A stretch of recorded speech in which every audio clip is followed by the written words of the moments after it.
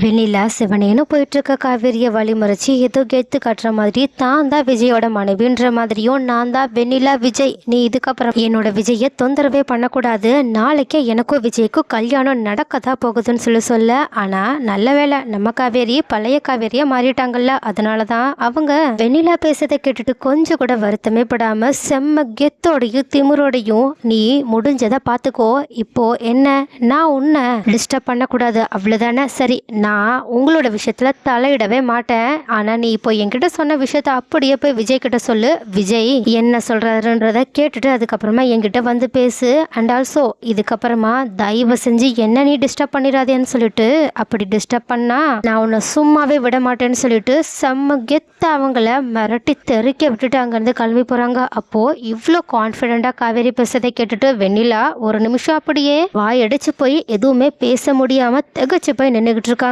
So guys, நம்ம காவேரி ஒரு வழியா பழைய காவேரியா ஸ்ட்ராங்கா கெத்தா மாறிட்டதுனால யாரெல்லாம் ஹாப்பியா இருக்கீங்க? அண்ட் ஆல்சோ இந்த வெண்ணிலாவுக்கு விஜய் உண்மையாவே யாரை காதலிக்கிறாங்கன்ற விஷயம் எப்பதான் புரிய போகுது, அது சீக்கிரமா புரிஞ்சதுக்கு அப்புறமா வெண்ணிலா விஜயோட காவேரியோட வாழ்க்கையை விட்டு ஒரேடியா போயிடணும், அதுவும் ரொம்பவே கூடிய சீக்கிரம் போயிடணும்னு யாரெல்லாம் நினைக்கிறீங்க? அண்ட் இந்த ப்ரோமோ ஏற்கனவே ஃப்ரைடே வந்துடுச்சு, பட் இருந்தாலும் அவங்க இன்னொரு தடவை இந்த ப்ரோமோவை ரீரிலீஸ் பண்ணாலும் இந்த ப்ரோமோவை மறுபடியுமே காவேரிக்காக பார்க்கலான்னு யாரெல்லாம் சொல்லுவீங்க?